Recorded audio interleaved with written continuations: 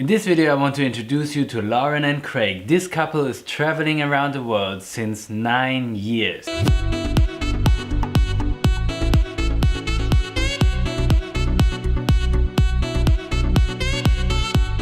So for everyone who's new on this channel, every now and then I try to show you some other travelers who are inspiring us. We found Lauren and Craig on Instagram, Nonstoptravelling, and seriously the pictures are amazing. And then we found their blog where they're summarizing their stories and some tips about their travels. But as it's sometimes really difficult to meet all these travelers around the world in person as they are traveling, I want to introduce Nonstoptravelling by doing this digital interview. So get ready to meet Lauren and Craig.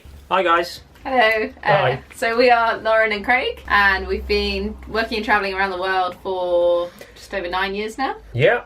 Yeah. Sounds about right. So we have started documenting our trip a few years ago on a blog, which is www.nonstoptravelling.wordpress.com. Basically, we're here to tell you a bit about why we travel and some of the best moments, I guess. So whenever I hear that people are traveling for such a long time, I'm always wondering, was it hard to leave home? It was really easy. It was for very us. easy. Yeah. Yeah. Well, it helped. We were just staying at Craig's dad's house at the time. We'd only been together for about a year, so we were living there. Saved up to travel, and we had. Yeah, I think once you make plans and you focus on those plans, you know, you don't look back, and it's quite an easy jump. Especially as our first destination was Australia, so it wasn't going to be like a massive culture shock, and the environment wasn't going to change a huge deal. You know, they live in comfortable houses and hotels and stuff. Like, it's not like you're going to India or Asia where you get a lot of cockroaches. There was no culture shock. Yeah, there was not a lot of culture shock. There definitely were cockroaches though.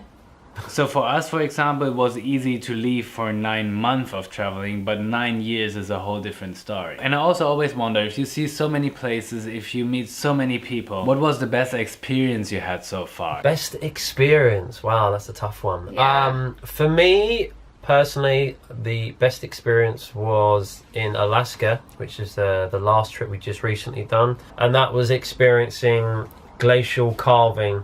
Oh, yeah, so this...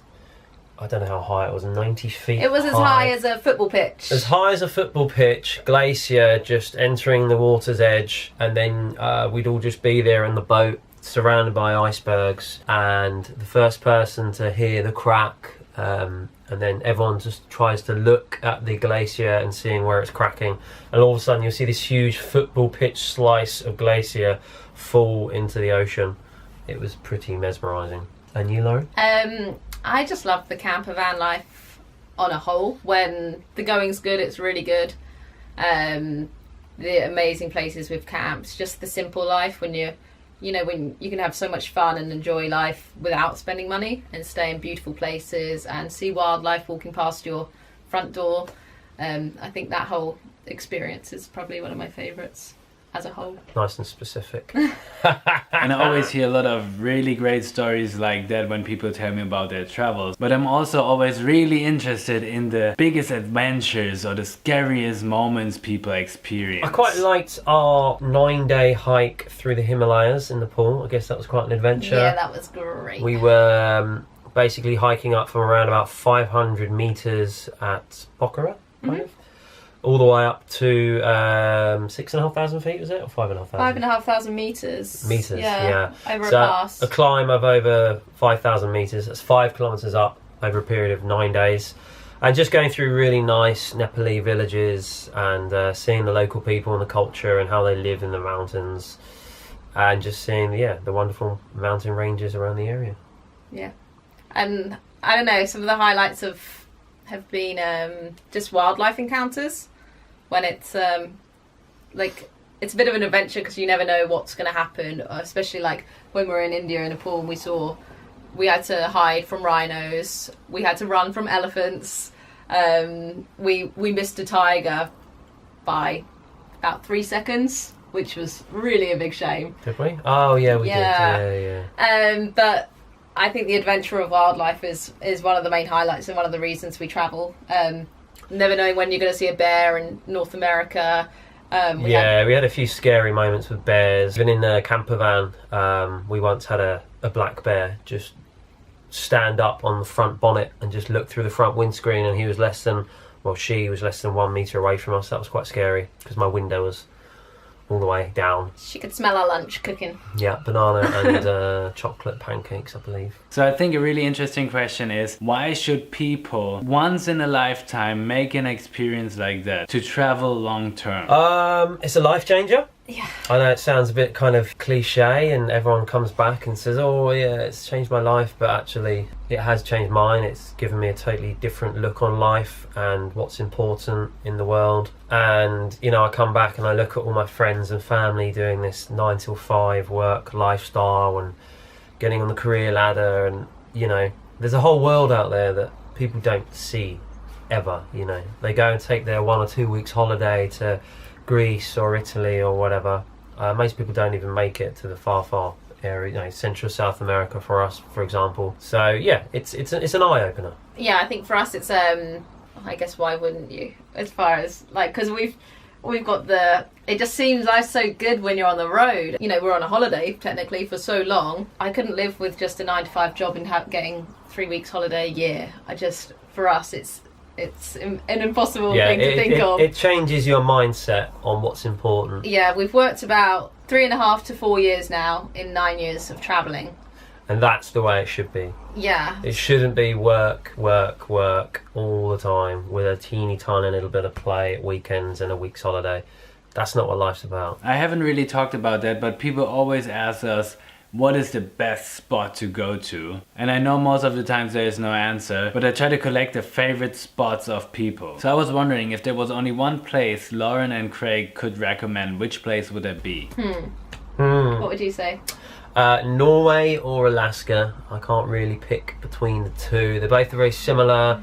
Gorgeous mountain ranges, glaciers, wildlife. You know, they've got caribou, bears, moose, elk, deer, just everything.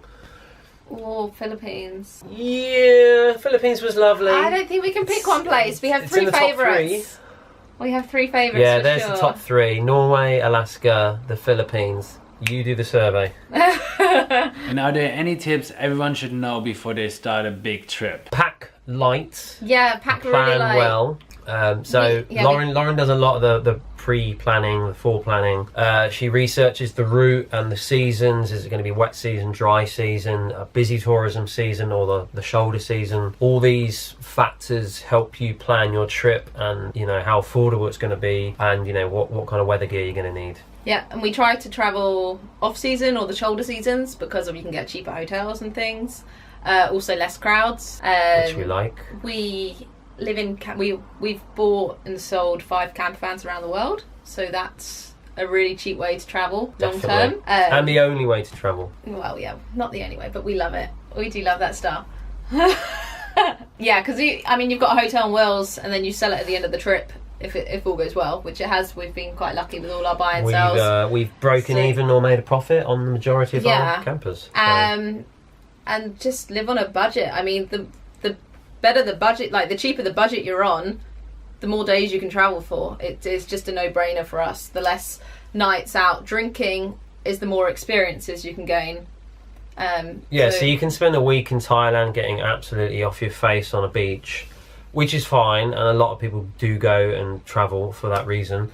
But, you know, we prefer to go to the Philippines and go scuba diving, go snorkeling with whale sharks, seeing millions of sardines create these beautiful shapes and things above your head, skydiving, bungee jumping, you know, all these kind of activities. They're memories that are going to last your whole life, not just getting drunk on a beach for a week and, you know. And of course, leaving home can be easy, but once you're on the road, it can always happen that you miss something you only get at home. So I wanted to know if there's something Lauren and Craig miss while they're traveling. Lauren, family?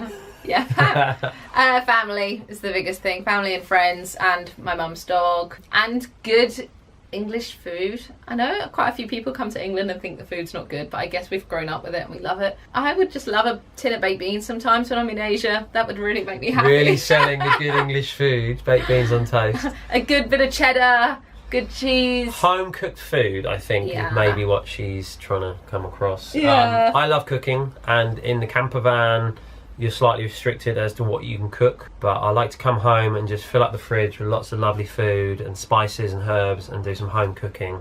But material items, nothing really. I do miss a good, comfortable bed. Going from, you know, hostels to hotels to camper vans all the time. Really? I guess you miss routine as well. I know it sounds a bit sad, but after you've been on the road for 18 months, 3 years, whatever, having a bit of structure and routine in your life again, and having the nights off, you can go to the pub or play snooker like I do, or do fun little art projects. I guess with anything in life, you do something for a long period of time and it gets a little bit, not uninteresting, but what's the word? There needs to be a nice variety of life, really. Yeah, variety of life. Variety is the spice of life, isn't that what they say? That's what they say. That's what they say. And personally, for me, I think my last question is one of the most important questions, I think. Because I believe that people are traveling for such a long time, they already reached a goal. They are free, they are flexible, they can see so many places we all wish to see. So I was wondering, do people like Lauren and Craig are still having some bigger dreams they want to reach? The goal would be to have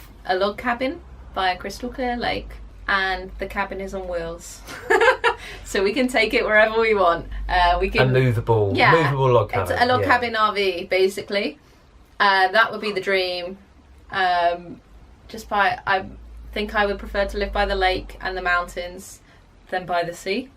And we could go, essentially it'd be somewhere, you know, you could have a really nice home with your really nice bed and your home cooked food in your fridge, and just be able to take it anywhere you like. You can go to the Alps, you can go to Norway, take it across Scandinavia.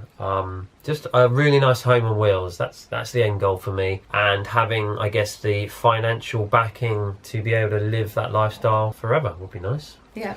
But that's the thing, you know, how do you get something for doing nothing? You have to work for money, and that's the part we don't like about life. Yeah, we've talked about opening up an Etsy shop and selling arts and crafts that we make, so that's another sort of idea. We would prefer to do that than serving in restaurants and bars. But I mean, life on the road is very cheap, you know. You've got petrol costs and that's about it. You get all your power through driving, you have your solar panels, you swim in lakes and rivers, and that's where you wash.